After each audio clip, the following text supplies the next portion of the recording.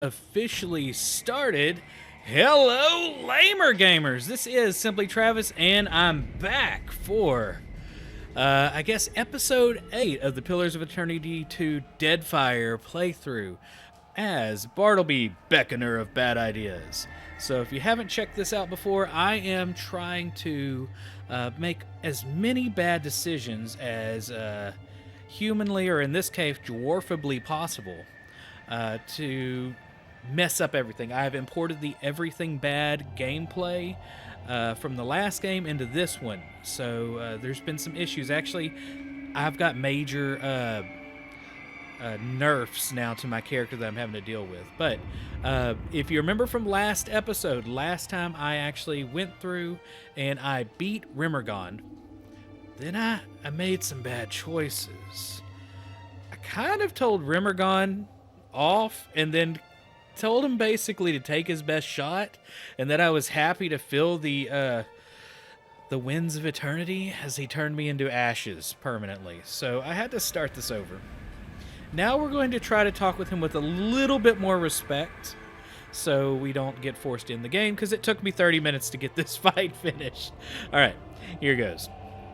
A wall formed from tessellating blocks of bismuth rises before you, and from out of the wall juts a face at least 3 amawa high. Its mouth hangs open in a silent shout, eyes wide. A damp, frigid wind screams between the rocks. It carries whispers in its wake and chills you to your core. The profligate liar returns. The voice of Rimmergon rumbles from the stone. The realm around you begins to slow,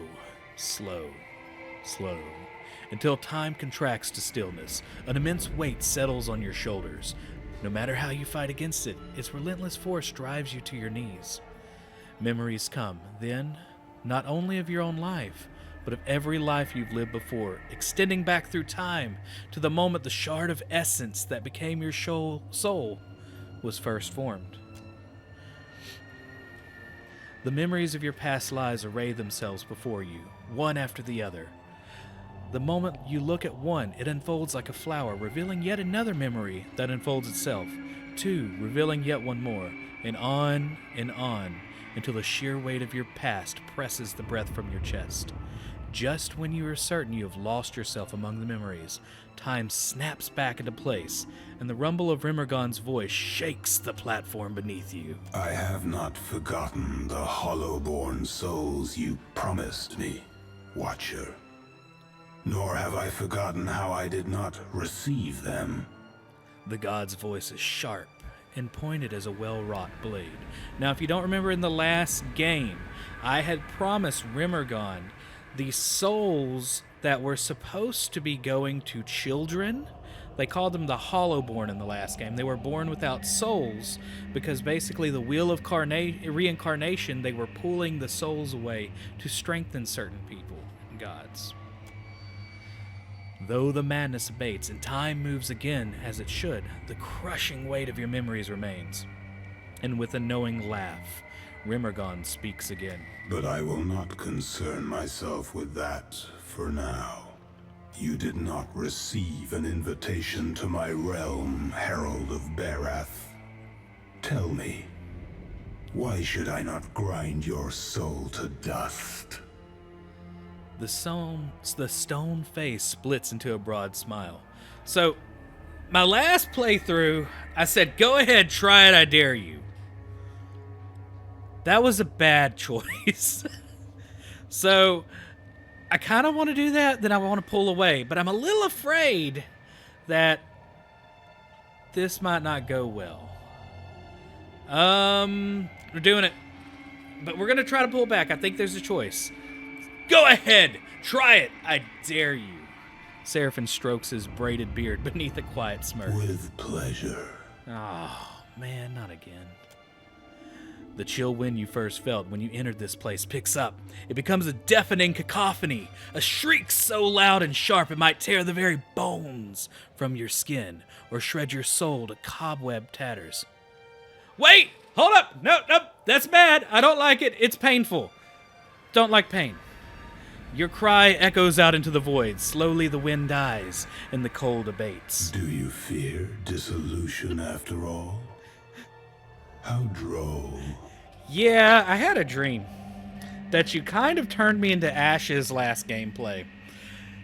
Didn't like it. As much as it would delight me to scatter your soul, you belong to Barath. That's right. Me and Bareth, we homies. I will spare you that fate. For now. Oh, man. That was alarming. As intended. Now, on to the matter that brought you here. Your Animancer friends meddle in things beyond their comprehension. Were I not the generous creature I am, you would have died. Be sure to tell the Animancers that they have failed, and that they have drawn my gaze. I will not hesitate to obliterate them if they irritate me again. So if you weren't watching the last playthrough, this was all from an experiment gone wrong. So, yeah. Whatever. I do not make requests. Rimmergon's voice booms from the stone, and the force of his words slamming into you nearly knocks you to the floor. You might prepare yourself, Watcher, for something wondrous is on the horizon. Eothas will usher in an age glorious in its brevity. Okay. I have to do this. I'll usher a glorious sword to your face. I see now why Barath likes you. Okay. That was close. I was afraid he was going to turn me into dust again. And do send my regards to your Animancer friends. I'm gonna save that. I'll usher a glorious sword to your face. New saying. I like it. Rimmergon's voices fades to nothing. Only the wind remains. So now I thought all this might be an elaborate joke. Alright, let's see what we got from that fight. Lots and lots of spirit residue. Well, that sucked. Okay, get some more spirit residue. Oh. So, I lost half of my crew. Or, yeah. I lost 3 out of 6. Of winter. Oh, it's saying things. Just to get copious amounts of spirit goo. That sucks. Let's see what else we got. Spirit goo. Spirit goo. More spirit goo. Already on it. And I think that's about it. Alright, well, let's leave. Oh, wait, can we talk to this face? No. We can see what it says. The stone face is silent, though you cannot shake the feeling of being watched. Alright, I guess it is back to Nekataka. So today I have, we're going to play for probably about an hour and a half to 2 hours. Want to try to get to the place where the pirates live today. And we're definitely going to go down to the Gullet. The Gullet is, if you think of Nekataka as a tiered caste system, right now we are... Watcher, can you hear me? Oh, I'll tell you in a second. You raise your head to find yourself surrounded by anxious faces. Flan withdraws the finger currently prodding at your temple and nearly stumbles backwards. Oh, thank the gods. Thank Helia. Merla, you had us in a panic. Flan sets a hand to her chest and fans herself with the other. I don't have to tell you it didn't work. The current spiked and you went completely still. Breathing, but nothing else. We sent for the physician. Myself, I was about to try throwing some water in your face. What happened? Did you feel any pain? Do you remember anything? Rimmergon sends his regard. You had some kind of vision? A near-death experience? With your safety assured, Flan's sympathetic expression quickly seized professional curiosity. There was a warm light, and there were puppies.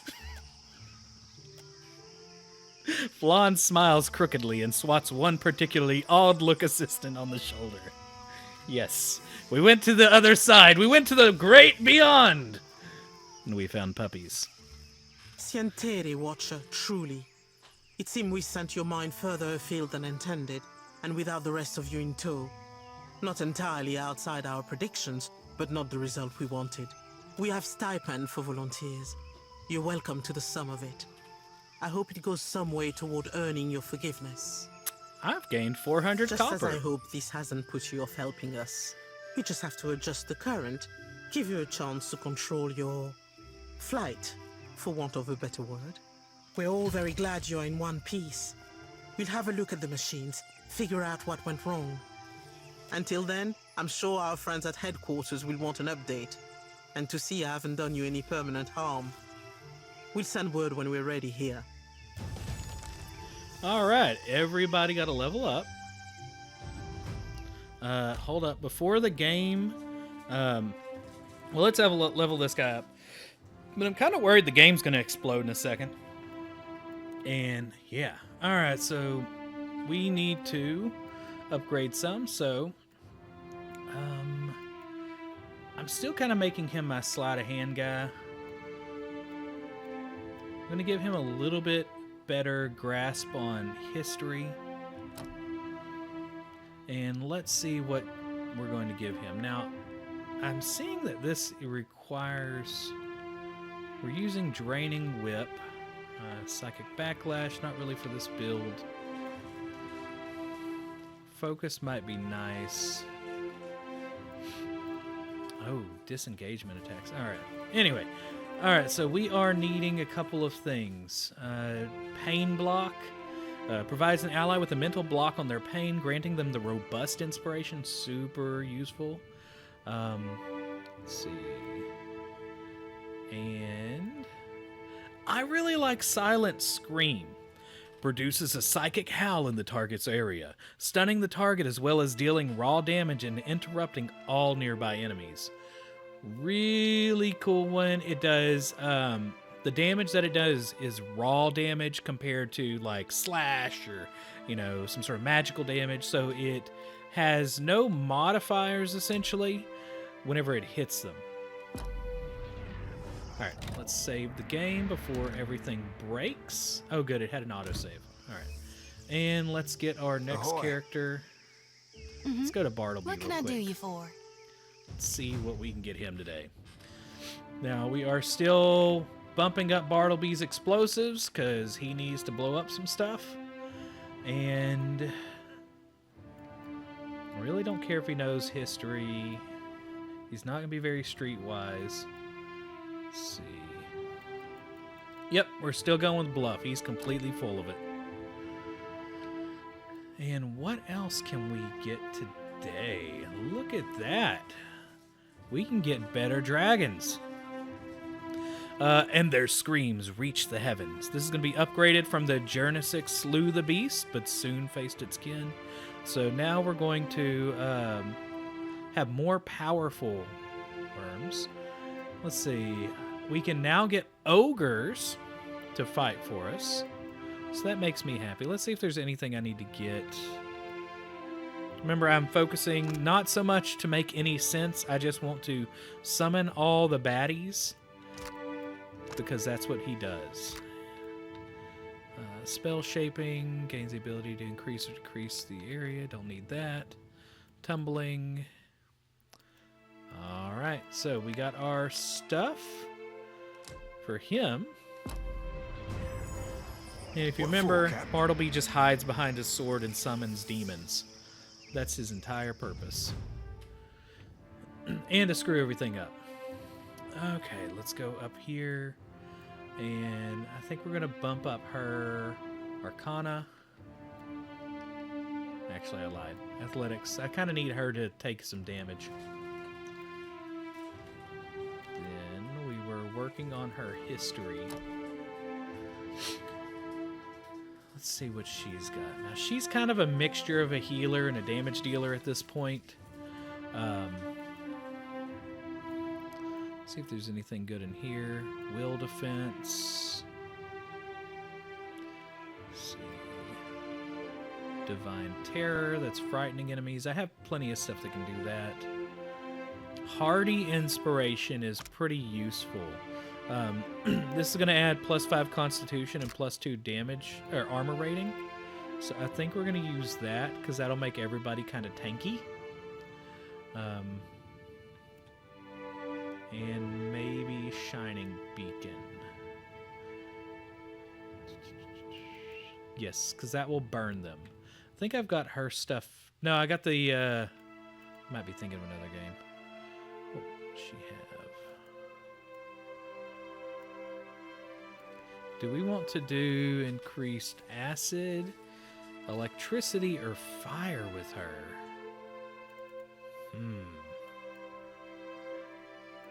I think I'm going to go ahead and, for now, focus on fire. We'll also do Triumph of the Crusaders. Oh. Let's see. Strong is going to be +5 might. Nah. We're going to do Shining Beacon. So this conjures an intensely luminous beacon of light, causing enemies in the area of effect to take penalty to all defenses and accrue burn damage over time. So we'll slowly work on her ability to catch things on fire. Speak your mind. Up to Kehu. And bump up Arcana. Right. Thanks for checking the sound, by the way. Yeah. It should be good. All right, and we're going to bump up Metaphysics. And he turns into a giant shark. And I'm really enjoying that with him. So let's see. We want to hit freeze damage. And then I'm going to... Oh, I can't do that? Boom. Okay, let's see if there's anything else that I want before I can do that. Hellstorm, Calling the World's Maw. Ooh, Conjure Blights. Form of the Delgamon, Moonwell.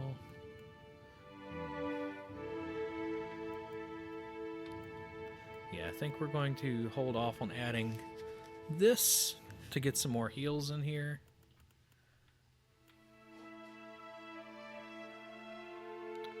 I think we'll do this and then this here in just a bit, so he'll be a damage dealer too. But I do need him to stay alive. Why can't I pick this? Alright. So by next level, he should be really good. You were saying? Now, I don't really play as Maya. I don't know what to expect with her. So... nobody's being stealthy, so we're not even going to bother with that. We'll have her focus on athletics for now. And she's going to be the person that actually makes sense in the group occasionally. Let's see, what is Hardy Companion? Can heal their animal, also grants Hardy. I need her to be able to have her animal take down stuff.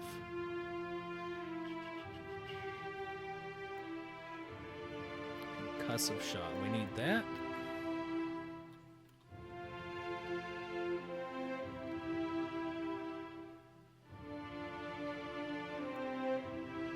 See, Defensive Bond. Not really using the animal completely yet. Oh, don't know that number. Let's see. Brutal Takedown instructs the animal to companion to rush target, knocking it prone.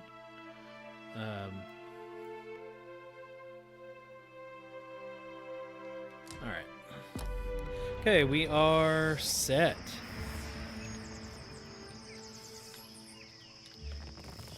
Okay, let us get out of here.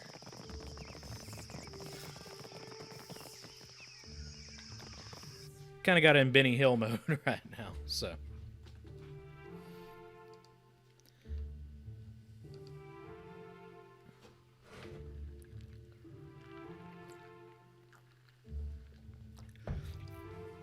All right, so next up, we're trying to get out of here, and hopefully we'll be out of the Sacred Stair here in just a minute as we kind of move on. So, by the way, if you are checking this out, most likely you're on YouTube. Thank you for making this kind of popular for us. So if you don't mind, hit like, subscribe, all that good stuff that we're supposed to say nowadays on YouTube.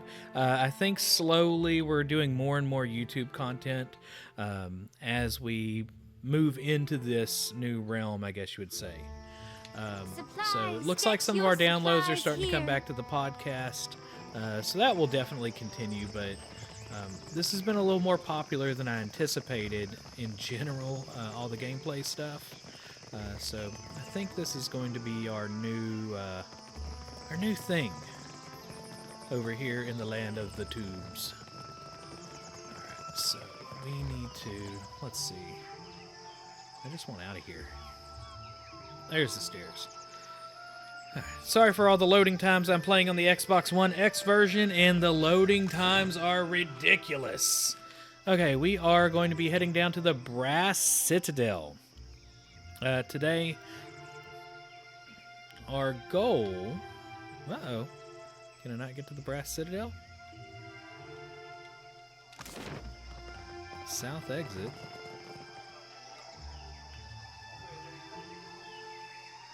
Are we not where I think we're at?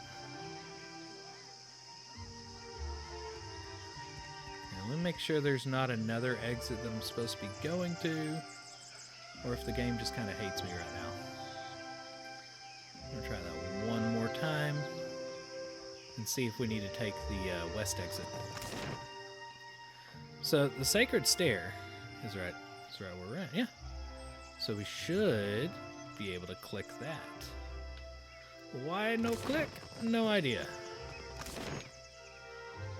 Because it's on the Xbox One X, and they need to update the heck out of it. Well, let's see if we if we can take. Let's see if we can take this exit. See if we can get us out of here.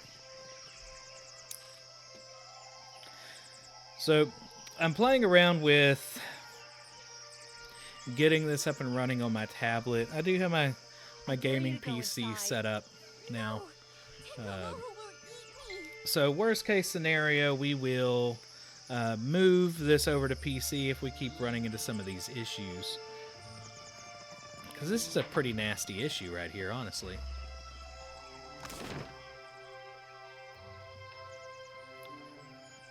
Alright, well, we're going to the Gullet. We're skipping the Brass Citadel. Don't know why, but I wanted to go to the Gullet today anyway. Brass Citadel is mostly the... which, we need to go there in a minute, because there's an event that goes down. But the Brass Citadel is going to be more for the Deadfire Royal Company, which is not who we're with.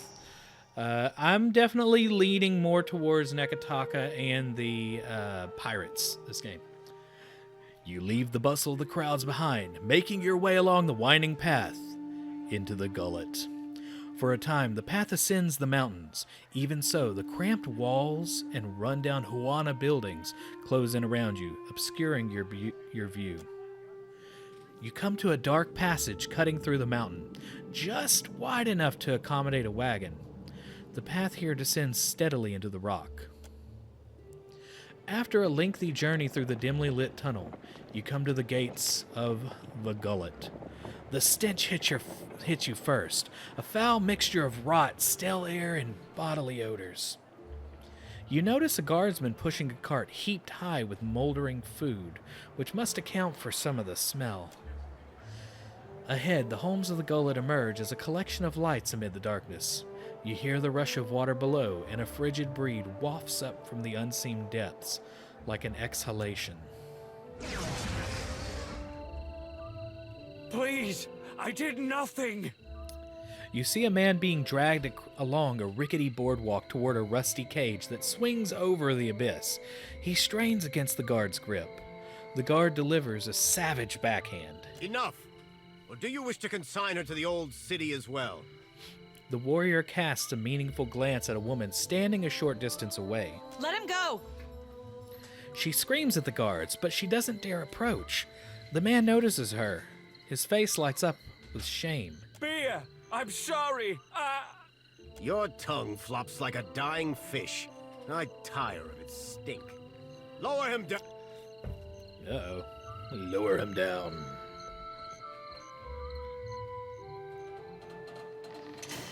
The guards drag the Roparoo into a metal cage and lock him inside. He shouts and rattles the bars as it's lowered over the edge of the platform. Eventually, his screams are lost to the depths. May Tangaloa devour your souls, you cold-blooded eels.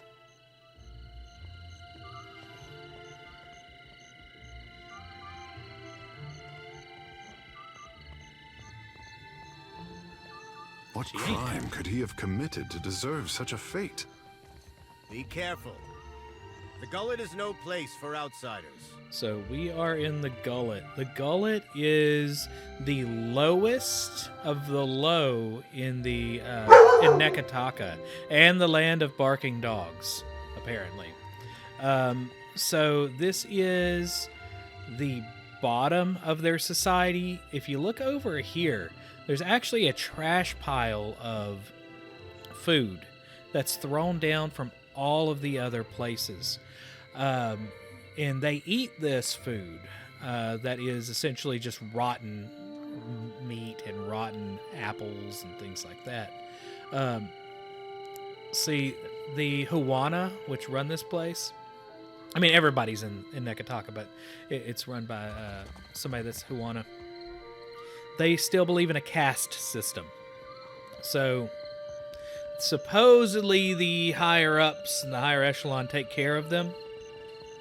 Not so much. All right. And if I remember correctly, Raparu are the lowest in this caste system.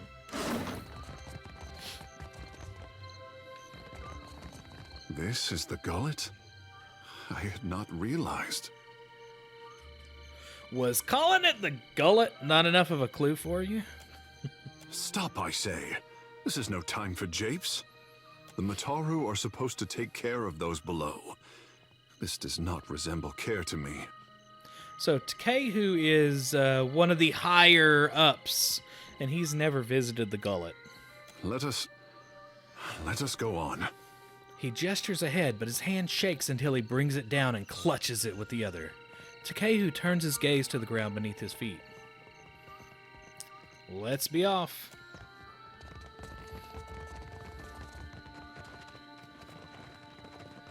They took him. For what? Bataro's the second this month. Don't care. And they say the pittings aren't increasing. Beneath the dirt and mildew, these carvings look finely detailed and very old. Who'll be left to suffer the Mataru's ire? All right, we're going into the hole. That's a lovely name for a fine dining establishment.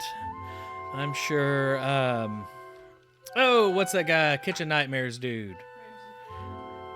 Gordon Ramsay would love this place. He probably cusses as much as the people here, though. That's probably true. All right. We're going to meet the fine dining chef here. How did you hear that about the boss? With my own ears. Dario said there's treasures in that pit. Shh! Have you lost Oh, your we're wits? hearing about Dario. Let's talk to our friend Ferna. Nope, let's not go behind it. An Orlin-covered toe-to-ear, tip in sable fur leans against the bar, counting change. She gives you a wide, easy smile when she notices your approach, then slips the coin into her pocket with a wink. Hey, fresh face. Welcome to the hole. Just got 2 rules, yeah? Keep your hands to yourself, and don't fall in. Need something? Let's see. What's the story with this place? The hole's been here so long as there's been a gullet. Though it ain't always been mine. What's the neighborhood without a place to get pissed drunk and lose your pants?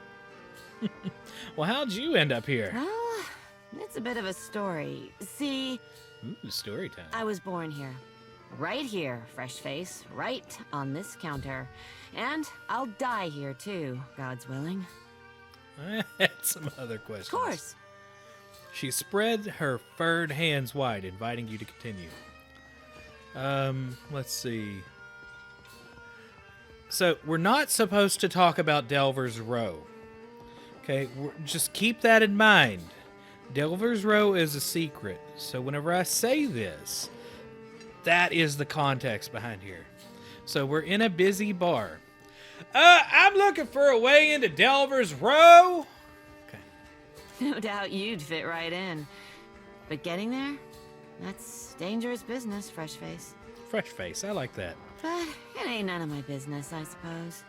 If you're dead set on dying, you'll find Delver's Row in the Narrows. Those twisty alleys carved into the mountain on the west side of the Gullet. You've got to make your own way from there. Dario'll skin me if I say any more. Who's Dario? You stick around the Gullet long enough, you might find out. No. You've got to make your own way from there. Dario'll skin me if I say any more. What if maybe, Oh, okay. Discretion and compensation go hand in hand. Maya thumbs her chin, nodding. So what? This is resourcefulness. She likes me being resourceful. Then I'll be shaking yours, fresh face. She grasps your hand with a grin, then quietly slips your coin into her pocket. I'll tell you how to get there without getting yourself dead first. She winks. Take a right, the first chance you get. Then keep going forward until you see a merchant stall. Look close. There's a secret hallway behind a curtain there. That's your entrance. I'm sure I don't need to tell you this, but all the same, you'd best watch yourself in Delver's Row. The crooks there will kill you just as soon as cheat you out of everything you own. If Dario doesn't gut you first. Do we need to say who's Dario Stick again? around the Gullet long enough, you might find out. Let's buy something. What you need?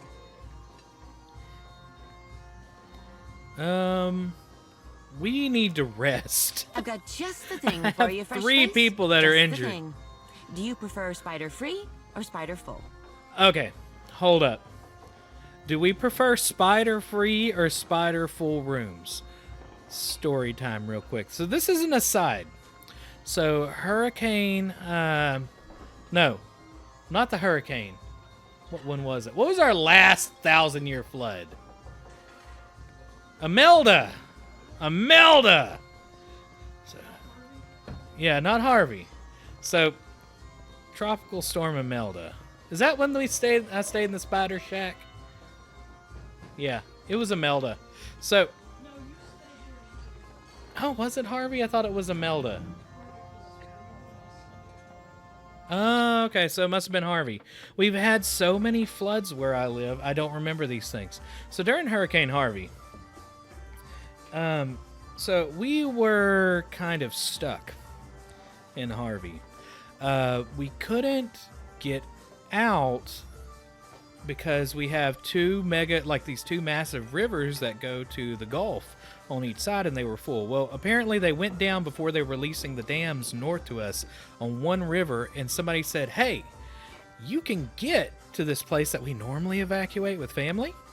You have it's only a mile in the water you have to drive through. Oh, that's nice. So we drive through this water, which by then it had receded probably to more like a half mile or 3/4 of a mile. It wasn't the worst, but if you've never been in this stuff before, it was freaking terrifying. Well, we stayed with family, and it's a big influx of people, and there wasn't much room, so I stayed in a cousin's pool shed thing. But it wasn't really made for people. It was just made to store things. They had just recently renovated it, which was really nice. But they hadn't closed up everything yet.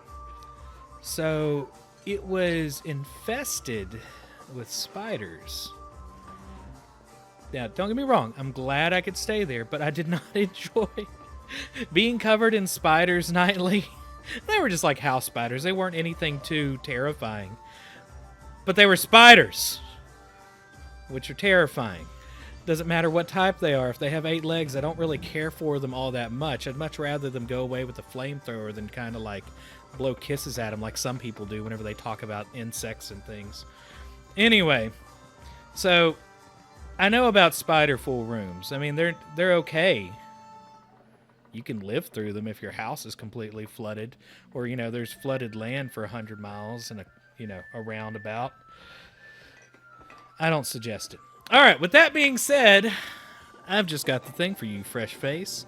Just the thing. Do you prefer spider-free or spider-full? Well, we're just going to go to the spider-full room because it's Bartleby. It's not me. All right, so 0. It's free to stay in the room full of spiders.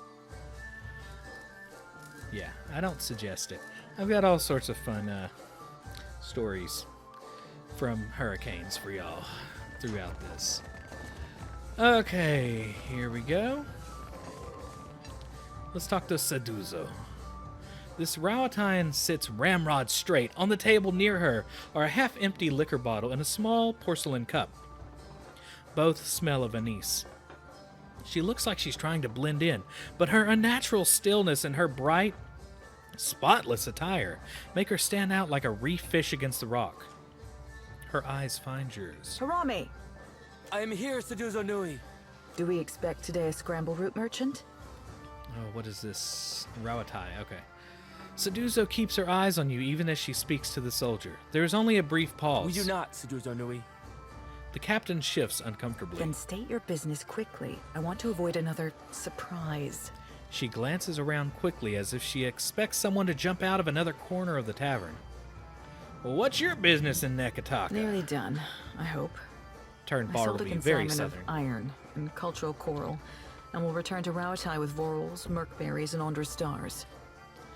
She shifts in her chair, tugging at her conspicuously clean and bright clothes. Are you writing that down? She raises an eyebrow at Seraphim.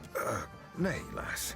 We're merely moved to a momentary bout of verse by the beauty on display before me. He clears his throat and secretes the scrap of paper into a pouch. Jody runs her tongue over her teeth. Oh, you're writing poetry? Seraphim, let's hear it. They're very bawdy rhymes, Cap. Not meant for prim and proper mercantile types. He rubs the back of his head. Nah, you blue softy. You're gonna share with your scofflaw friends and not us? Aye, aye, my lady. Strictly for more personal use, if you be catching my drift. He winks. She looks at Seraphim as though he were a particularly talkative rodent. She turns Anyway, back to you. That's what brought me here. Let's see. She fidgets with her cups. You seem a little nervous. Does the Royal Deadfire Company know you're trading here? She sets her glass down with a loud clatter. Clatter. Not a clatter. The Royal Deadfire Company would frown on business in this district. But there's no harm if they don't know. She laughs nervously. I just remembered I need to write up a report for my boss. Don't mind me. Maya unrolls a scroll of parchment and starts transcribing Seduzo's statement. She pales, raising a hand to her mouth as the speed of Maya's scribbling intensifies. I see. What is your business with me? Just ask this. Nearly done, I hope. I thought Rawatines operated out of the brass citadel. To. She avoids meeting your gaze. Her mouth is pressed into a hard gave frown. Me that same look when he accidentally fired my rifle at the Ronganui's favorite gong. Ooh, everybody enjoyed that. I didn't believe it then either. By the way, a Ronganui is a ruler in the Rawatine Empire. She sets her glass down with a loud clatter. Let's see if I can do a better one. It's not a clatter either. The Royal Deadfire Company would frown on business in this district. But there's no harm if they don't know. She laughs nervously. I see. What is your business with me? Adios. Hey, dude, where's the other guy? we are going to go upstairs. Look at this. Look at this scary monster that's just hanging out of Vithrak. It says, lovely things to you. It whispers sweet nothing in your ears and also says, tasty mind snacks. Shh. Isn't that lovely? Nothing like some tasty mind snacks. I feel like we need a commercial for that. All right, so we're going to go upstairs and visit some locals, or maybe not so locals in the hole. So one thing I like about this game is you can interact with people and make some choices that are not good, which is all about what I'm trying to do. So let's just... Well, first, we're going to go look in here. Not a problem. Barge into some rooms, because we can. Well, that did nothing. Let's go to the next one. Oh, look. There's a gold pack rogue. We can take their stuff, and they're cool with it. Some fighters. So, yeah, I mean, this is going to be all Bartleby. Speak your mind. So, Bartleby going to do his thing. Let's talk to Oron. A dwarf sits before a generous and curious spread. Steamed mussels arranged in concentric circles, rounds of flatbread stacked in a neat tower, and melon sliced in even triangles. Yet his attention is focused on the 4 cups in the bottle in front of him. He has the cups organized in an almost perfect square around the bottle, but as you look on, he leans down to adjust one. The others with him wait quietly and observe the ritual. Let's move one of the cups. Because this guy's a little, seems a little OCD. Move one of the cups. Well, at least everybody enjoyed that in my crew. A collective gasp rises from the other mercenaries. Oh, great, they're mercenaries. Nice. The dwarf gives you a warning glare and maneuvers the cup back in place. Don't do that again. I'm serious. No, we're not going to say excuse me. We're not going to wait. We're going to knock everything off the table. Hold on, I got sound effects. Yeah, those sound effects worked. That's it.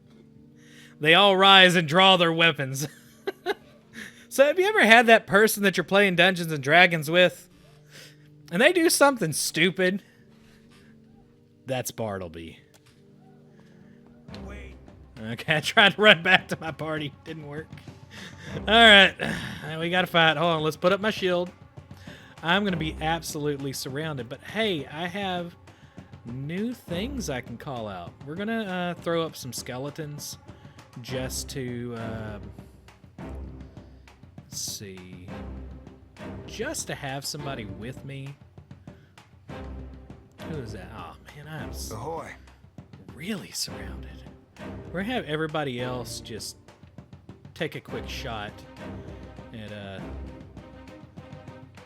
let's put these 2 guys here. Let's send the bird to help me out. It's going to take down... let's take down this priest. And who else can we interrupt? Let's interrupt this rogue. Sometimes they're up to Oh, we need to slow down everything that's going on. All right. Captain.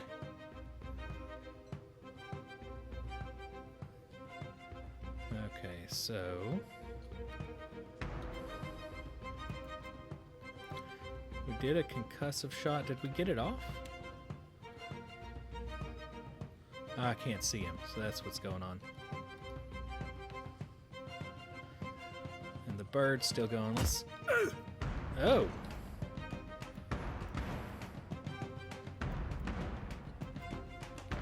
Okay, let's see what spells I want to do.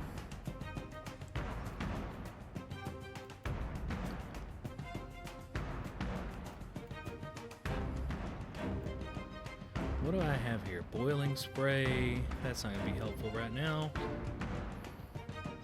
think we're just going to attack. We probably need to get rid of this gold pack fighter first.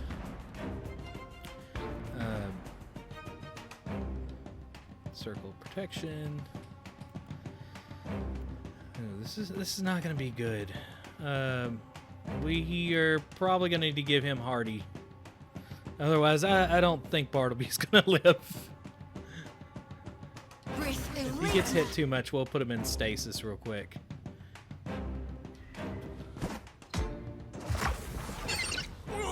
Right between the... Alright, we got him knocked down. Looks like this one. You have my attention. Okay. And we are going to help him out with some healing real quick.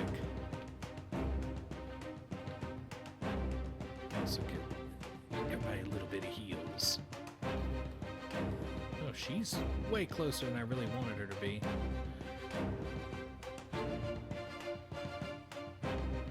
That does some pretty major damage. That was 6 penetration. That's pretty good. Okay, and we got to take down this fighter. So let's pop him with some boiling spray. Maybe not. What we can do though is turn him into one of our puppets in a second. I thought I had that. I guess I don't have that ability. Alright.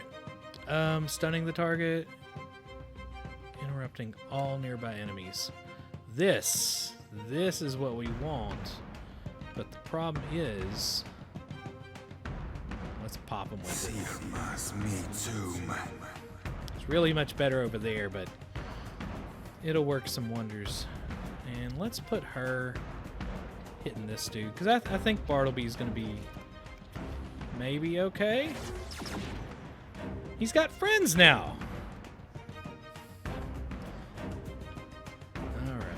So this is where it's going to get a little tricky because we got a lot of characters in this space. And they don't really have any AI.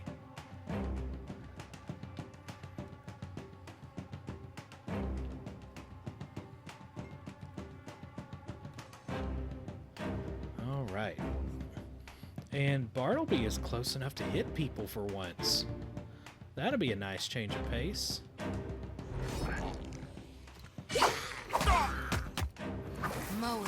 Ooh. We are doing way more damage than I thought. Nice. Got some heals. And let's make everybody aware.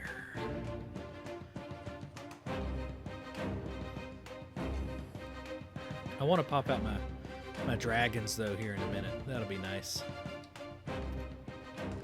Oh, we hit him with Silent Scream. Perfect. You!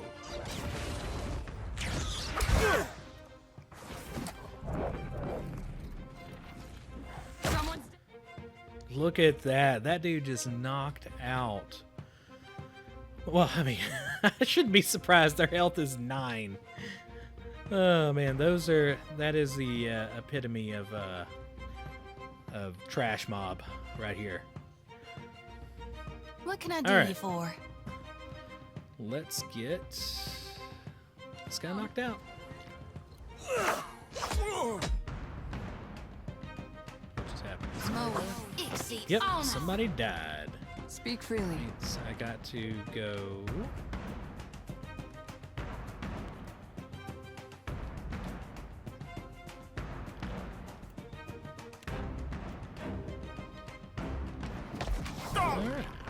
This is not gonna last very long. Uh-oh. Oh, there goes my entire army. Let's fix that. Hey, so we can do ogres or new dragons. I want ogres. They sound like they're more fun at parties. And this is a party.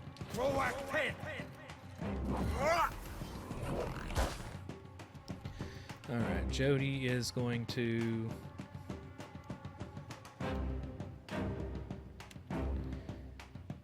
We really don't need that yet. Let's pop somebody with a pillar of faith.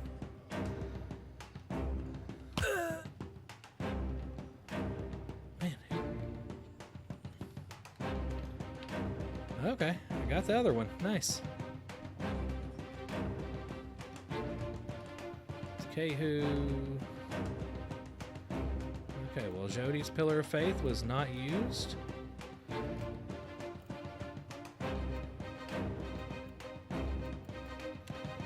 Looks like we're gonna drop one on the road. If he's alive, then. Nope. Yeah. All right, everybody to attack him.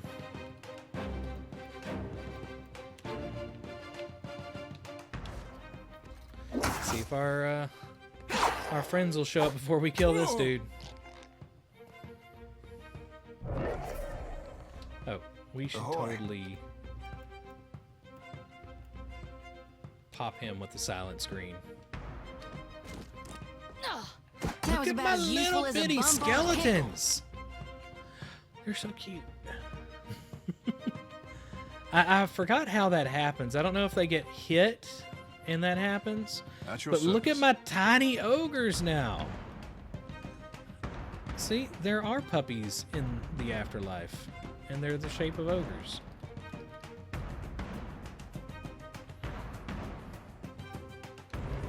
Wait, hey, this guy's so dead. I got so much stuff summoned. This build is kind of ridiculous early game, honestly. I mean, if you know how to put your characters in the right place, you will just absolutely massacre anybody in your way. Alright, so that was fun. That's what happens when you slap the cup off the table. Alright, anything good? We're going to take some random pork. You know, just... That's a thing you should normally try. Just take random pork out of people's cabinets. It'll be fine. Doesn't need to be refrigerated. Don't do that. I did not sponsor that at all. Yeah, let's steal some stuff from this pirate. Maybe. Oh, I thought you could. Let's go open this door. I'll get that for you. Don't mention it. Hot darn. Alright, everybody walk in here.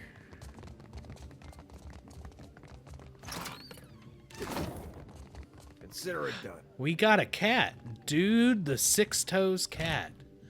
Let's see what dude is good for. I mean, those six toes got to be lucky, right? I still don't know if it's any better than my celestial pig, Nebula. Let's see. Dude, the six toes cat gives plus 20 health restored per kill. Yeah, not all that great. I got any other good cats? Accuracy with melee. I'll have to figure out what's a good one with a beckoner. Alright. Already on it. Stuff from the stable.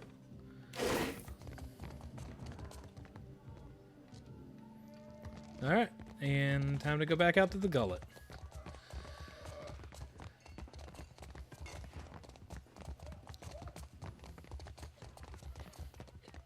Really surprised by how much damage these summons are causing. I don't know if it's a glitch or what, but it seems like I constantly have 5 chance. Like I never have issues with summons. So I'll have to look and see if that's going to disappear, because I feel like I'm doing less summons than that. Or chance. So with the beckoner, the whole concept is as you're playing, he randomly chants things. Kind of like almost like a bard would sing songs, except it's passive. So. What is your business with me? Okay, I forgot to talk to Harami. Harami don't want to talk. Anybody else here that I want to talk to? Pirate? Imp? Of course I want to talk to the imps. The imp belches. Okay. Zara? It chirps and chitters gleefully. Let's see. Got some musicians. We got the Vithrak being all creepy in the corner. Oh, that's right. We got to go back and... It's, welcome to the Lamer Gamers episode of Kitchen Nightmares. We're going to take a look at the kitchen of the Hole. Let's see what type of food problems they're having here.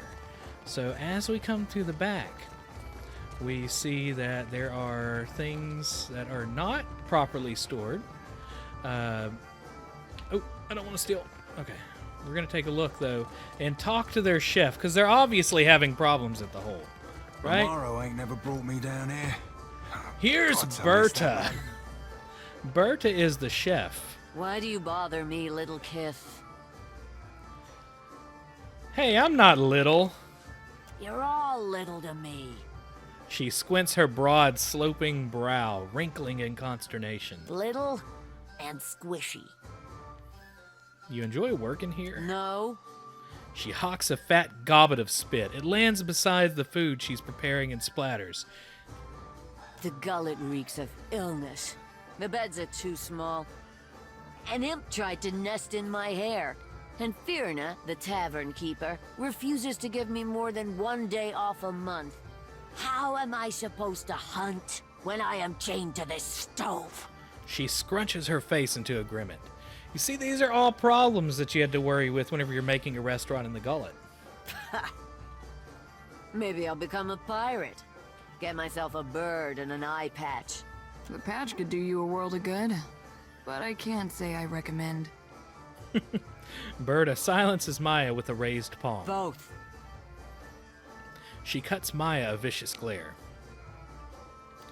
I think you should join my crew. How do you mean? She narrows her eyes and regards you with a renewed interest. We've need of a cook, and I admire your, work. I don't work for free. She grunts. Will this satisfy you? She examines your coins for a moment. They look tiny in her giant hands, almost like a child's plaything. She shrugs. This will do. For now. She pats her meat tenderizer thoughtfully and gives you a small nod. All right, so we got a new cook. We are rescuing her from this place, which obviously has... Is that a pig? This is Onyx the pig.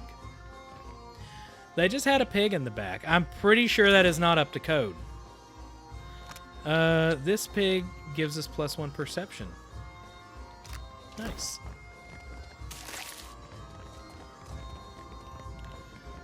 Alright, let's take a look. Meats of unidentified origin are strewn across the counter. Gordon's gonna shut this place down, man. I hope you people are proud of yourself. You've lost your passion for cooking. If you watch Kitchen Nightmares, you know what the heck I'm talking about. Every single time there's an issue with the restaurant, they say they've lost their passion. As far as holes in the ground go, I reckon. Hot wind redolent of vomit and mold wafts from the hole. Ugh. All right, we've got a new cook. We've done some bad things. We might have killed some people just because we were messing with their cups. Yeah, that's the Hole. The Hole is a nice place. Definitely the finest establishment you'll find in the Gullet. Unfortunately, they are going to have a new cook because I'm stealing her. She needs to be elevated from the low caste of the Gullet. Let's see what's in this box. Not a problem. Method. Sounds fancy.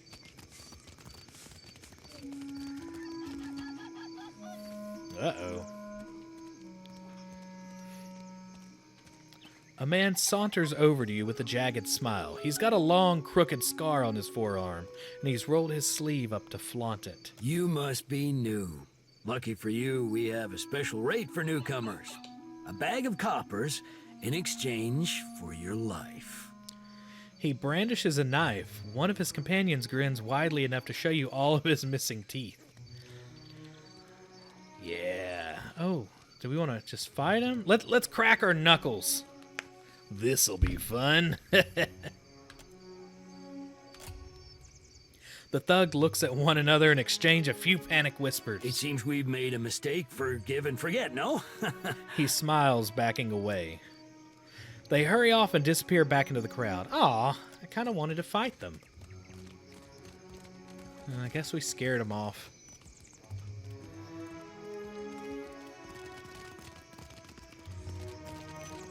Let's see what these say. Beneath the dirt and mildew, these carvings look finely detailed and very old.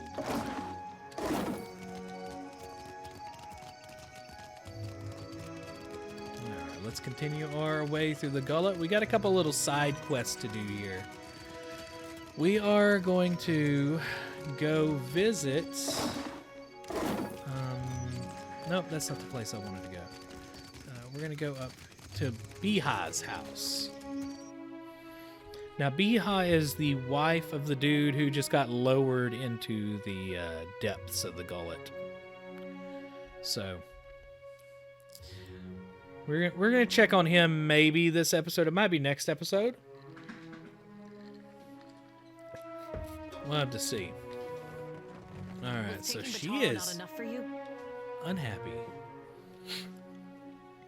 A woman thrashes a row of tunics and sarongs hanging from the rafters. Her pointed teeth are gritted in frustration, her lips set in a snarl. The clothes are spotless, yet she swings a handful of reeds again and again, grunting with each blow. Several children huddle together, whispering and looking on with red, tearful eyes. Bataro is gone. Dead. What more do you want? She punctuates each statement with a fierce whack of the reeds. The children flinch, looking between you and the woman. Am I interrupting something? She looks at you for the first time, a fraction of her anger burns off. Forgive me. I thought you were with the guards who took him. Other casts never visit here. She looks pointedly at Takehu. Do the gods pay a visit to mock my misfortune? Or is Sacred Stair overcrowded? Ah, forgive the intrusion. We were just leaving. That is, giving you space to grieve. So many crowd into the Gullet, and you worry about space. She laughs bitterly. My village was not like this. Why does Queen Onikaza not send the foreigners away? How did you know the man who was lowered into the old city? One of the children starts to say something, but Biha shoots him a sharp glare. She turns back to you, arms crossed, gripping the reed bundle tightly. Bataro is punished already, I say. Whatever offense he gave, do not hang it on our necks. She begins swatting at the laundry again, though with considerably less gusto. He was trying to tell you something. More words. They did not save him, and we cannot eat them. I say, what good are they then? She turns away from you, striking the sarong harder and harder. Takehu flinches at each blow, fascinated, even as he shrinks back in discomfort. The traders say they bring riches in their big ships. The fabric pops and snaps beneath her fury. Sweat is flying, spattering the clean sarong. But what reaches the Gullet? Only crime and sickness, I say. She pauses to take another couple swings at the sarong. It cannot be all that bad. That is only the start. She laughs bitterly. The Rawatayans promise marvels, strong walls, and plenty for all. She moves on to the next tunic, thrashing it with an even greater fury. Akira, still my back aches from building their fort, and still I live here. And Bataro said we would finally leave. She breaks off, her shoulders heaving as she catches her breath. I can't take the suspense. What happened next? Hey, there's no need to get ugly. Careful. There are plenty of sorts here who would sooner cut out a rude tongue. She gives you a warning look, twisting the reeds in her hands. Including the ones who seized my Bataro. I heard a Rawatayan captain took up at the tavern. Suduzo, they call her. They say she is a traitor, so I thought maybe she will take passengers. Strange. They usually stay topside. Bataro went and found her in the tavern. Next I see him, the guards are dragging him to the cage. She bares her teeth at the memory. Suduzo will listen to me or she'll taste the edge of my blade. She gives you a meaningful glare, her sharp teeth bared, then looks You away. have the same way of talking. You are also from Rawatai, so maybe she will listen. She looks around, taking in the hanging clothes, the huddled children, and the warped and splintering walls of the shack around them. Also, the whining German shepherd. Bataro took some coin. Named Everything he Athena, scraped who together really wants working on the attention. docks. When he went to bargain with the captain. I would offer it to you, but it is probably in the old city with Bataro. Or in someone else's pocket. Let's see. Tell me about this stash of coin Bataro had. Worry creases her face. She sizes you up with I a tell quick you, look. I do not know where it is, and I am sure it would be little to someone like you. She licks her After lips. what happened, Bataro would sooner have thrown it into the waters than given it to the Mataru or the Rawataians. If it is anywhere, it is surely with his body. Tell me about the Rawatine captain. Seduzo. Biha is holding the reeds so tightly that she snaps one in two. They say she is a traitor, so I thought maybe she will take passengers. But she threw Bataro out. She looks down at the broken reed in her hands. Always Bataro was careful with his words, especially as a Raparu. But a Raparu in Nekataka gives offense just by breathing the air of his betters. I could look for Bataro. I could never ask someone to go down to the old city, but since you offer... She trails off, working the reeds between her hands while hope and dread battle in her eyes. It is a big and dangerous place. But perhaps he hid himself. Perhaps... She steadies herself with a shake of her head. Please, help him if you can. Or bring me news if you cannot. So, how many of you need passage to We Rawatai? are 6. 3 children, 2 babes, and me. Are they all yours? Such a strange question. A Raparu child is the child of all Raparu. At least that is the way in the village where Bataro and me came from. But here, we are all strangers. No one looks in on the sick or cares for the children. Any chance you can take a different ship? Many ships leave from Queen's Birth, but the Valians take slaves. She lowers her voice and glances furtively around. They say the Principes smuggle goods in the caverns below, but I cannot trust such people. But the Rawataians have mighty cannons, and a big homeland they abandoned for ours. Perhaps there is more room for us there. All right, so we have to go talk. Gotta go back to the hole. Go back to that lovely dining establishment with the hole that brings up the stench of vomit. And go convince our friend that's nicely dressed to let us have some stowaways. We'll see if we can help out. Her husband is in the pit with the demons and rotgasts and all sorts of nasty monsters. So that's the least we could do, right? So we'll see. We'll see if they'll let her on the ship and we can do our good deed of the day. Because Bartleby's not bad, per se. Bartleby's just a screw-up. So, let's go.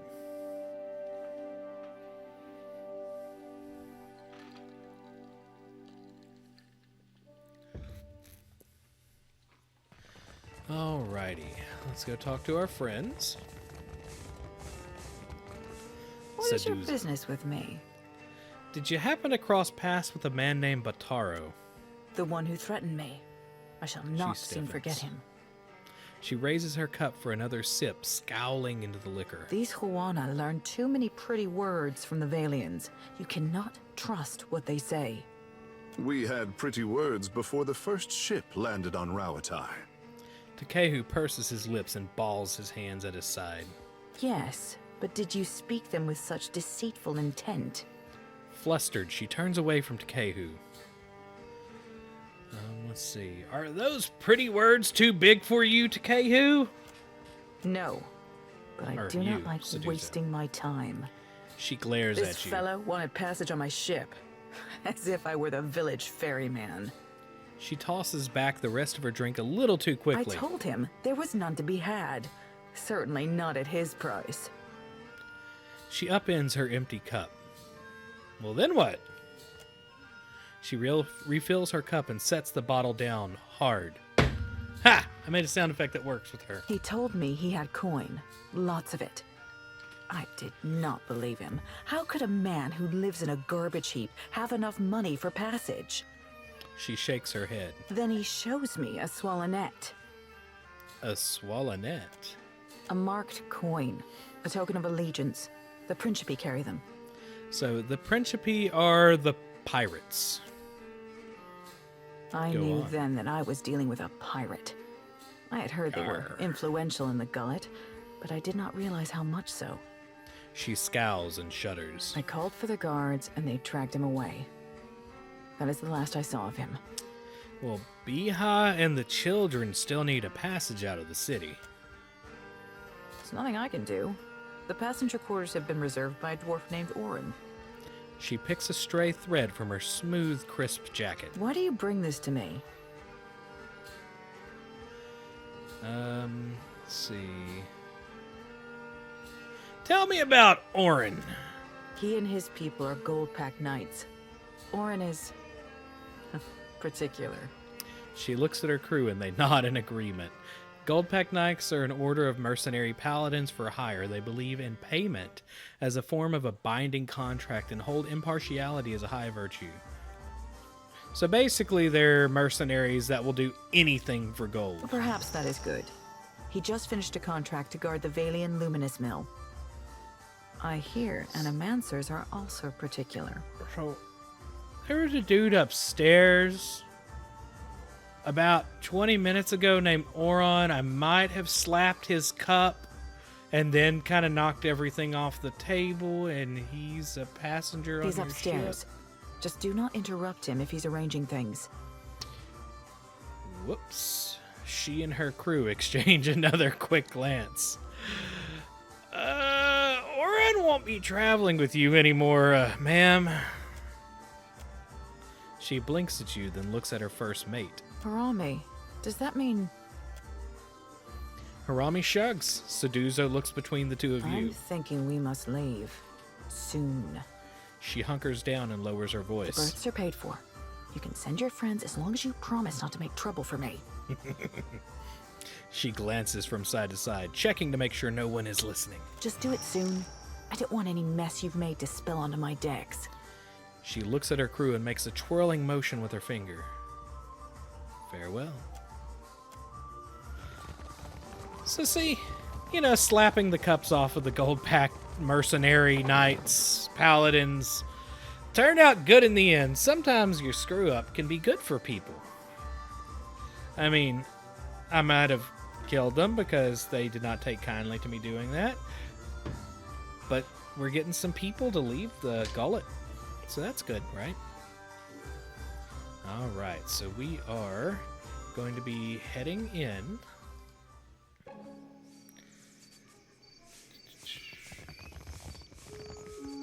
Let's see.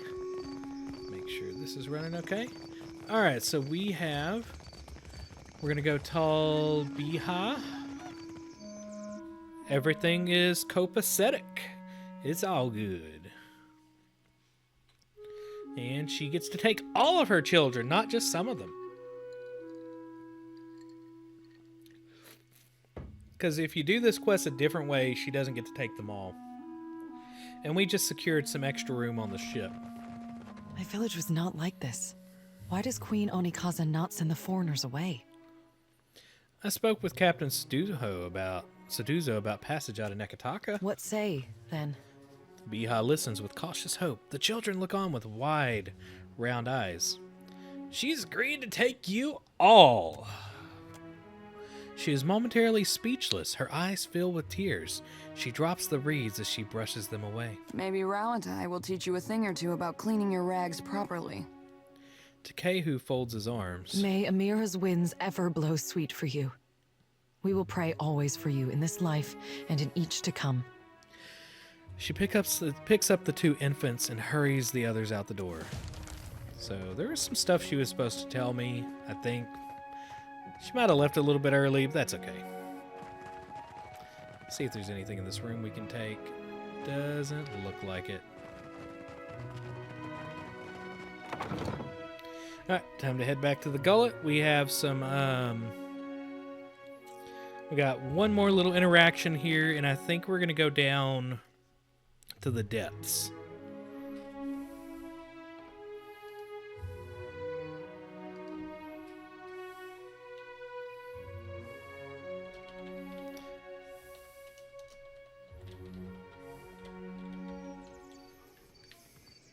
Uh-oh. What all do you write in those reports of yours, Maya? Did you detail the Watcher? You've caught the eye of What about someone me? important. A cloaked figure sidles up to you, hidden behind a raspy whisper and a long dropping hood. If you're interested in making good pay and a good friend, head to the Narrows at the western end of the Gullet. Once you reach the alleys, go right and right again as soon as you can. Then, follow the bend to the left. Somebody needs to remember that, because I will forget. Right and right again, then follow the bend to the left. The bullies guarding the door have a weakness for chewing Svev. You can follow their trail. Her teeth flash under her hood. Tell them Dario sent for you. And remember your manners.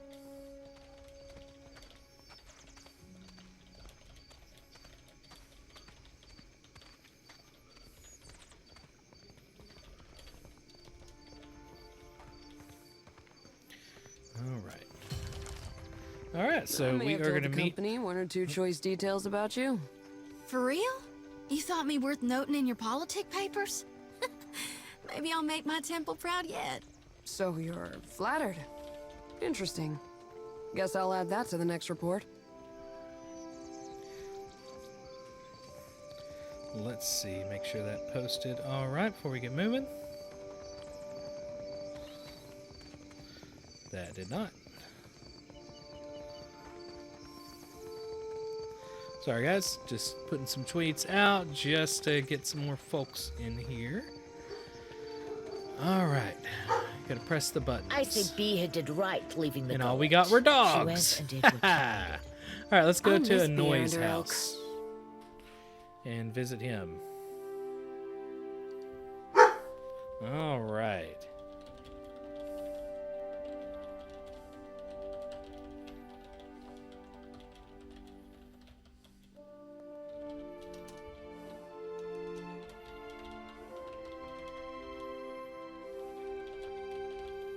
Let's talk to this dude. An elderly Raparu man squints in your direction before blinking profusely. He hobbles closer, bare feet slapping the splintered floorboards of his abode. What say you, boy? He peers steadily into your face, blinking faster all the while. The man's arms are as thin as sticks. What teeth he has are yellowed or black from years of malnutrition. Can you see me? How do you know who I am? You know. I see much and many things. I simply do not look with these eyes in the same manner that others do.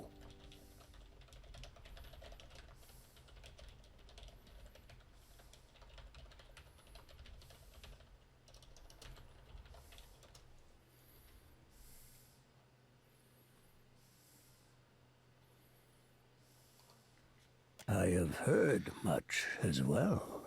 Many know you for your dark temperament, Watcher who chases Aethus. I also hear the Raparu's heartbeat, grown thready and pained. Now a Watcher comes to the Gullet, as Amira has shown me you would.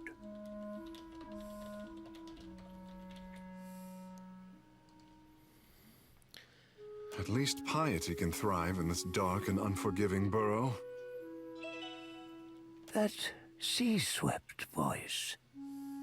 One of Andra's own comes to visit me at last.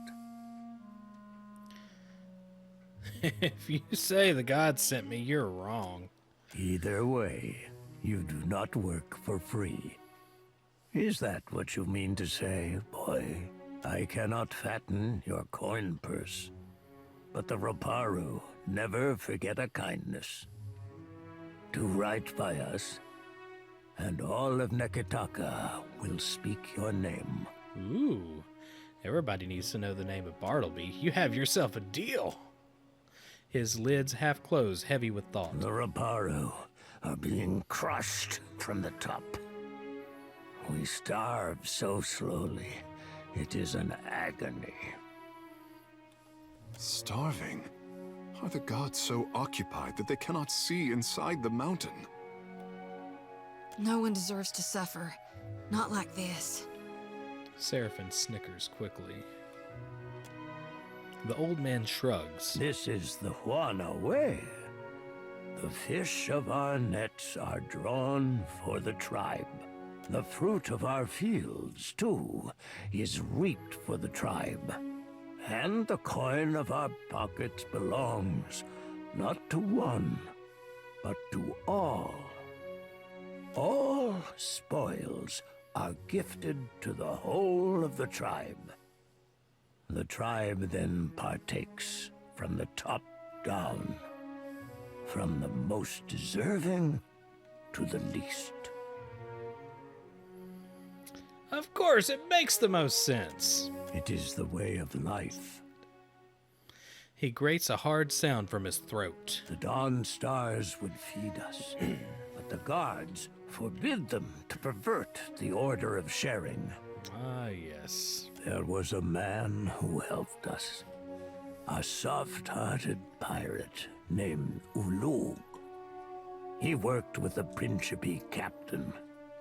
Mad Morena, they call her, to bring us food from the black market. Did I kill Mad Morena yet? Can I kill Mad Morena? I killed someone earlier. Hopefully it wasn't Mad Morena. She's doing good things. But for days now, we've had nothing. What happened? Ulug was never late with his shipments. Always very conscientious. A good boy. For him to disappear for several days without word, he must be dead. The Queen refuses to increase our share of the prize share. Without Ulug's shipments, we will surely starve. I am asking you, what else can we do?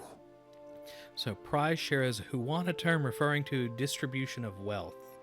So, let's see.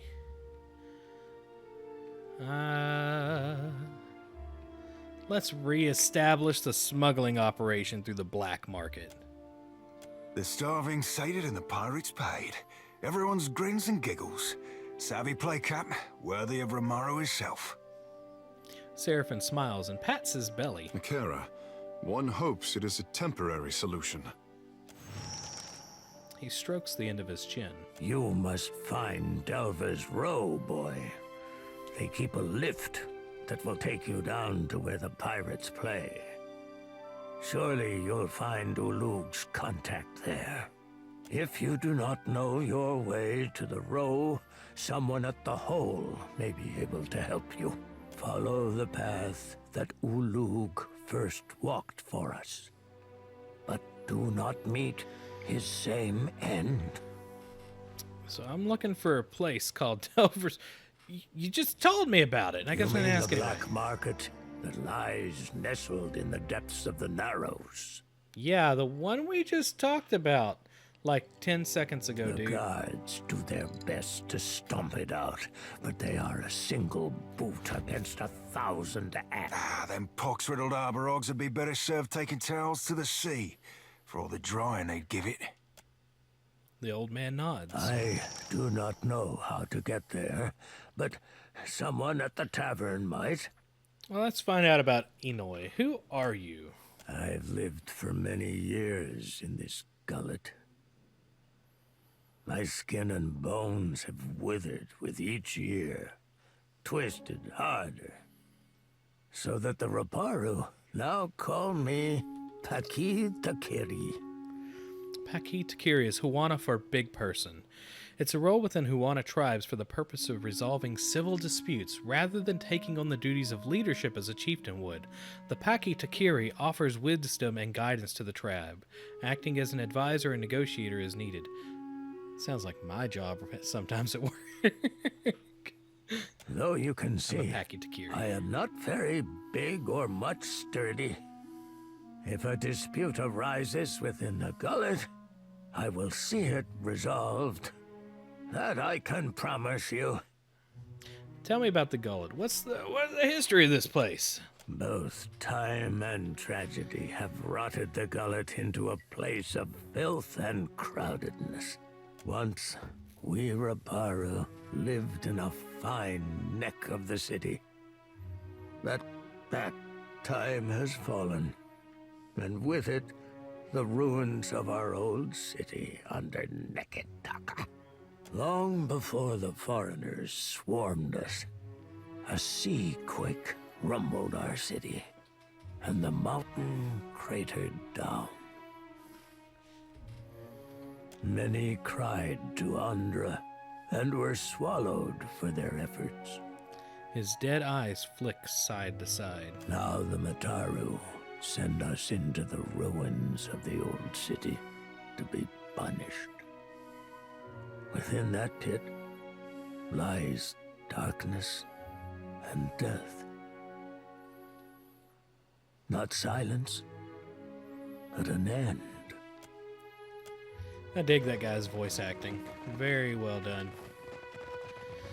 Alright, we'll head back out to the Gullet. We're going to go look at the wonderful scenery in the Gullet. We might head to Delver's Road today. Hitting about the 1.5 hour mark. Man, this game takes a while to get through some stuff. We've pretty much gone through the Gullet today. And it's taken an 1.5 hours. Now, we will... I think we're going to save for next week going down into the pit. That way we have an action-packed episode next time. Traveler, have you any food? Surely you've a scrap to spare. Let's talk to the beggar. A gaunt Raparu woman grabs for your leg. She paws at you with a weak grip, fingers bone-thin and trembling. Mercy, traveler. Never have I been so hungry.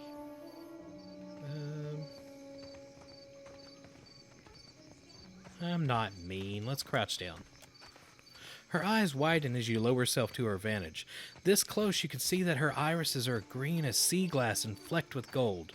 She draws her hand away from you, the motion jerky and hesitant. What's your name? I'm no one. Only Rakara. Just Kara, to my friends. She glances off to one side and smooths those bony fingers over the folds of her skirt.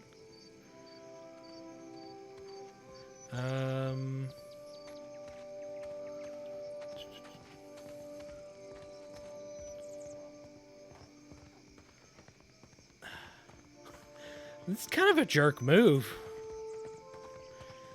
Let's do it. Do you think it's a good idea to touch me, no one who is Rakara? Her eyes brighten with fear. I have stopped, haven't I? Please, forget what I asked you. Never will I touch you again. Ah, okay. That was more of a jerk move than I thought it was going to be. Well, we're not going to kick her, because I feel too bad for kicking her. Maybe you should seek pay and work. There are places that'll sell even a vagrant food. A disbelieving laugh cracks from her throat. Many Raparu come from other islands these days. They are strong and capable workers. Not like me. But they too tithe to the prize share. But you're starving. But I am starving. It sounds too hollow for an affirmation. Rather, it's an acceptance. Surely the Queen will provide for us in time. She shakes her head. Forgive me, I say too much. If you would know more, ask Inoi. Our elder listens to those in need, and he speaks. Out of earshot of the guards. He's there. In the house to the right when you cross the bridge. He can speak of the hunger. Her quavering arms point toward the southeast.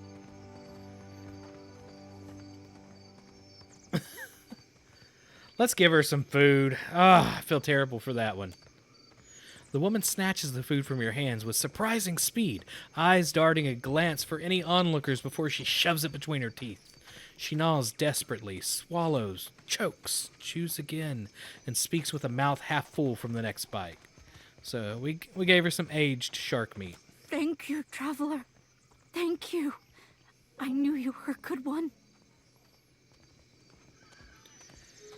Do you have no access to food, Kara? No coin or house? No hope for work?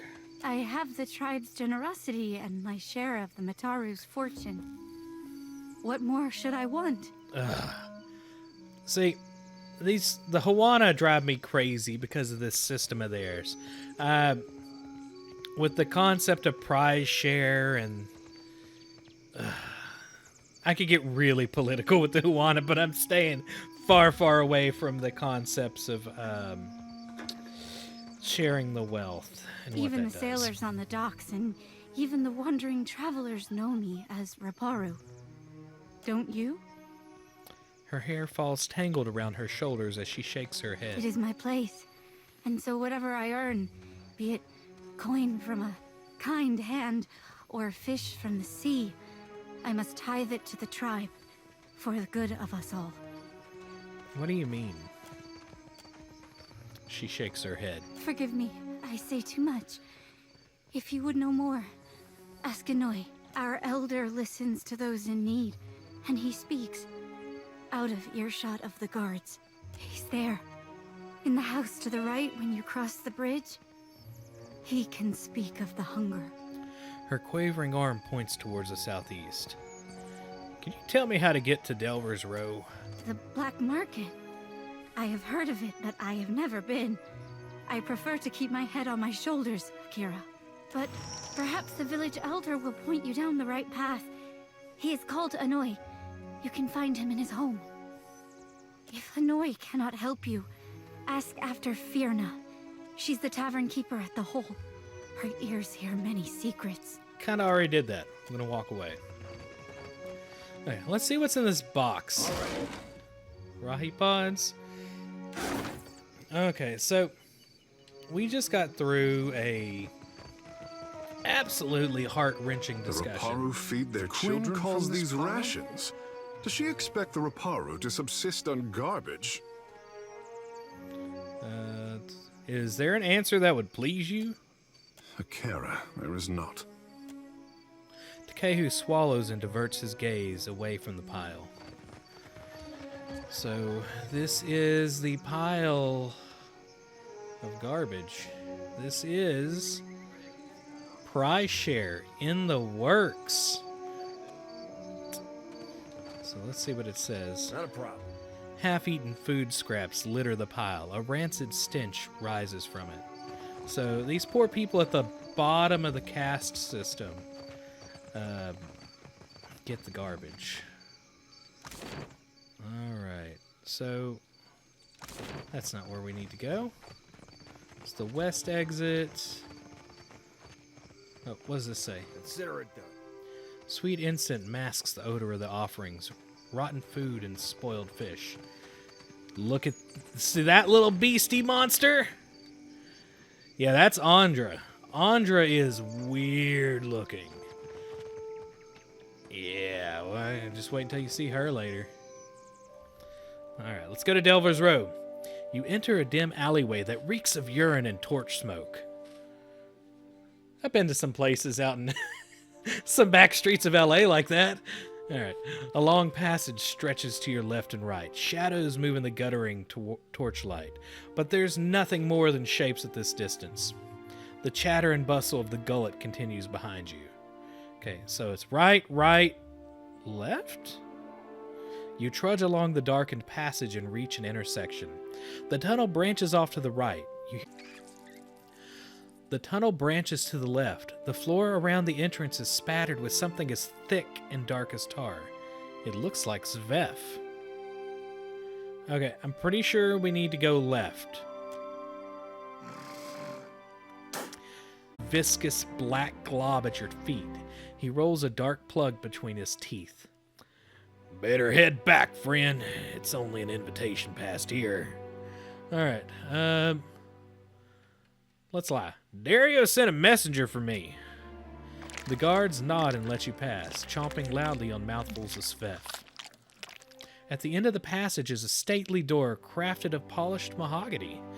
Through the small slit in the door, you catch flashes of fire cast shadows in bright textiles. The scent of sandalwood and cinnamon oil come to you on a warm draft.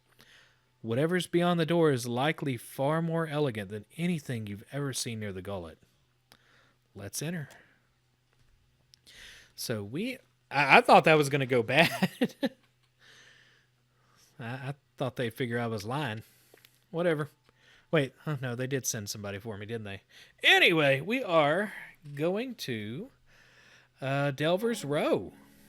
And we'll play around in here. I'm just going to show you it, and I'm probably going to end the stream, and we'll take up here next time. You never saw us here. Oh, we are not in Delver's Row. I think I just walked into something not that great. There's Dario the Lean. A thin, long-limbed man holds a handkerchief in one hand and a threaded needle in the other. As you approach, he sets his handiwork aside, and you see an elaborate goldwork pattern embroidered around the edge, the same pattern that adorns his brilliant tunic. You also notice a strange bulk beneath the thin fabric of his trouser legs that runs from hip to ankle. The hero of the Reparu visits me at last. You must forgive the cryptic introduction, but I prefer to remain among the comforts of home. He leans forward with a squeak of leather and a rattle of metal. You see something protruding above his boots, the bottom of a leg brace. Funny to see a pirate with an office instead of a ship. Sorry if I sank yours. There is no need for discourtesy. I am a businessman. He smiles at Maya before turning back to you. Though these are modest luxuries compared to those on offer at the palace. His mouth twitches in a smile. But had I only known there was a watcher in my midst, I would have extended the invitation sooner. Okay, so I've got to I got to set up the black market, so I can't do anything too bad. If I'd known you'd had such a fancy place, I would have invited myself. He shakes with laughter, rattling his braces. I am thinking we could be grand friends, you and I. You cannot have too many friends in Nekataka. Dario bears his perfect, even teeth in a smile. Kara, but I am worth 5 friends at least. And I need only a favor. An insignificant thing for a watcher like you. There is an artifact called the Cornet of Waves, which is currently in the possession of a Juana named Takano.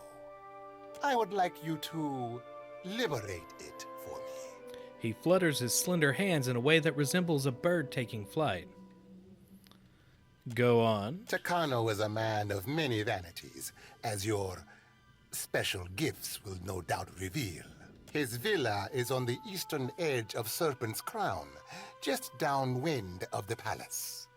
He pauses, tinting his fingers. The opportunist I first hired was too bold and found herself ejected from the district.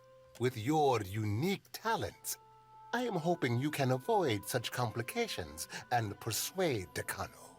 After all, it would be best to avoid drawing the ire of our Mataru hosts. When you have the cornet, bring it to me. I will pay you well for it, and you will find my favor useful in this part of the city. So, what is the Cornet of Waves? It is an old Juana artifact, a musical instrument of sorts. One hand plays with the elaborate decoration at his sleeve. Ages ago, it was part of a pair, but its companion, the Cornet of Depths, was lost when the old city sank. Both are said to carry the voice of Andra herself. Look no further, silly man. I speak with Ngati's tongue. And are you willing to sit upon my shelf for my entertainment? His eyes crawl over at Takehu and he smirks. Then he returns his attention to you. I do not believe in these superstitions, of course. So what do you want with it? I have told you all you need to know of the cornet. Now, I suggest you focus your sharp mind on retrieving it. I need to ask you about another matter. What do you require? What happened to your legs? A storm, a rash decision, and an accident at sea. One that took my sailing days, but not my skill with a needle. He smiles cryptically. Life in the Deadfire is unpredictable. Sometimes it takes you in its jaws only to spit you out onto some new shore. Yeah, I know that. The Principe seem divided. Which side are you on? Why must we speak of sides? Like squabbling merchants from the republics. He makes a face as if he's just smelled something awful. Once, there were no sides. Only Principe. A people united by common interest and culture.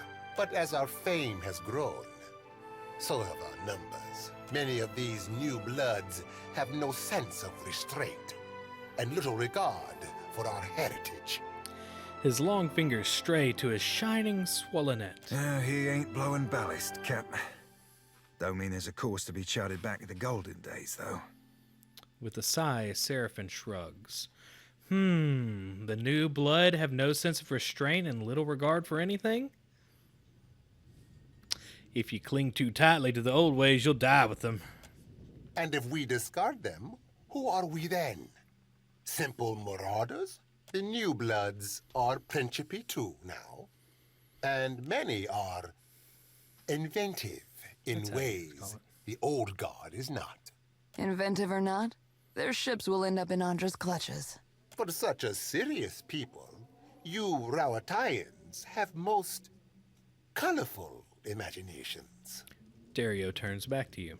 I need to speak with Mad Morena. Patience. First, you must bring me the cornet. A most agreeable topic. All right. Very well. Can I take anything here without being stolen? There's a trap. All right. Well, I guess I'd... Uh-oh. Did the game freeze? Nope. We here. Alrighty, let us get out of here. See if we can make our way to Delver's Row. Explore the Narrows. You leave the opulence of Darrow's hideout behind you and return to the dank and drafty tunnels. The floor around you is stained with dark wads of phlegm. The alley curves away to your right. Let's turn around. The guards nod and let you pass, chomping loudly on mouthfuls of sveth.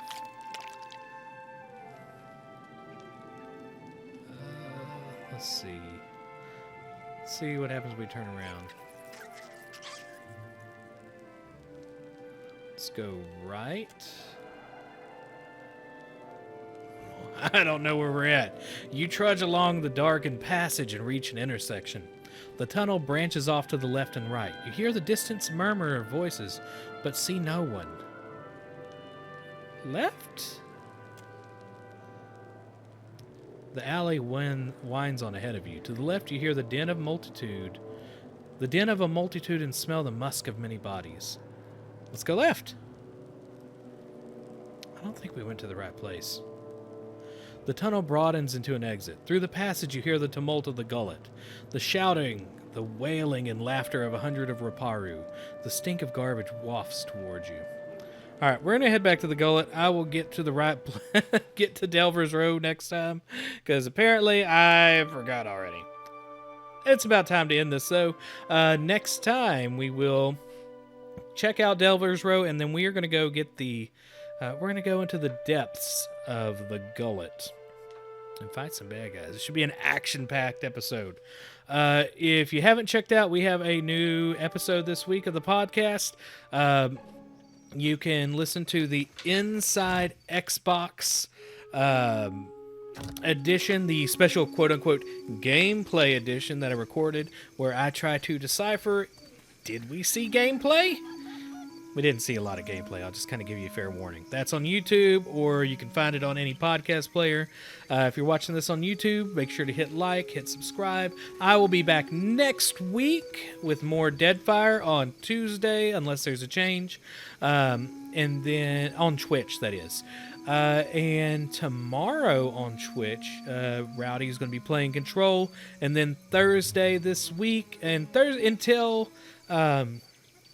until they finish the newest Splatfest, we're going to be playing every Thursday Splatoon 2. And we're working together to get a team of mayonnaise together.